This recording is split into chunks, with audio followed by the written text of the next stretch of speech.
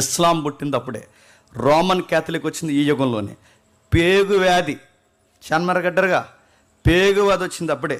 Next European నాగరికతలో దండయాత్రలు start అయింది అప్పుడే, French విప్లవాలు start అయింది అప్పుడే, ప్రింటింగ్ ప్రెస్ స్టార్ట్ అయింది కూడా అప్పుడే, జిరాక్స్లో ఇవన్నీ స్టార్ట్ అయింది అప్పుడే. నెక్స్ట్ ఆధునిక యుగంలో ఇంకేం స్టార్ట్ అయింది?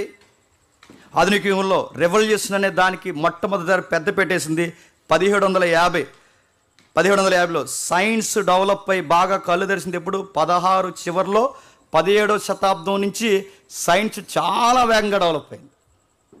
అదే టైంలో ప్రొటెస్టెంట్ విప్లవాలు కూడా స్టార్ట్ అయింది అప్పుడే. మార్టిన్ లూథరన్ గారు వస్తారుగా, ఇలాంటి విప్లవాలన్నీ స్టార్ట్ అయింది అప్పుడే.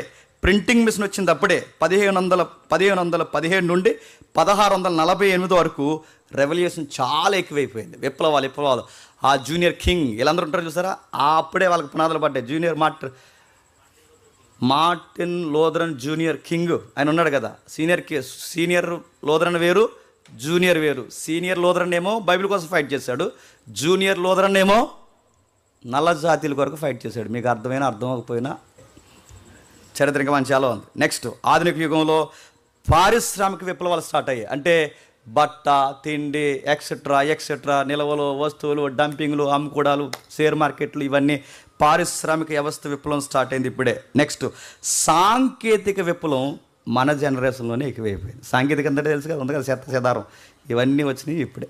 ఇది యుగం. ఈ యుగాలు అంటే సుమారు 1, 2, 3, 4, ఒకవేళ ఇప్పుడు కలుపుకుంటే 5, సుమారు ఈ 5 కాలాల్లోనే బైబిల్ చరిత్ర ఉంది.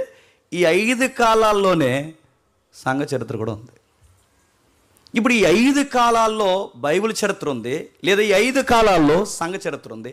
ఇప్పుడు ఈ బైబిల్ను ఇలా తెరిచి బాగా వినాలి. ఈ బైబిల్ను ఇలా తెరిచి చదివినప్పుడు, ఒక రెఫరెన్స్ చదివినప్పుడు, ఇది ఏ కాలానికి సంబంధించింది, ఏ యుగానికి సంబంధించిందో మినిమం ఐడియా నీకు ఉండాలో వద్దా? ఇప్పుడు ఈ రెఫరెన్స్ చదివాం. ఇప్పుడు ఈ రెఫరెన్స్ నేను కీర్తన 119 కీర్తన చదువుతున్నాను.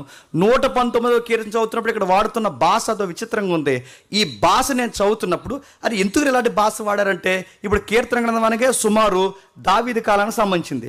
దావీదు కాలం అంటే 500 లేదా 600 మధ్యస్థం, లేదా ఇంకా ముందే 500 దిగువ స్థాయిలో, అంటే 400 లోపు, 400 నుంచి 500 మధ్యలో. ఆ మధ్యలో దావీదు గారు ఇలాంటి పాటలు రాస్తే అది ఏ యుగానికి వస్తుంది?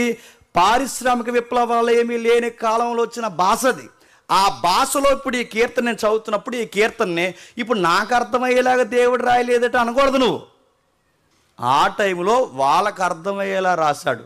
ఆ టైంలో వాళ్ళకి ఎందుకు అర్థమయ్యేలా రాశాడంటే, ఆ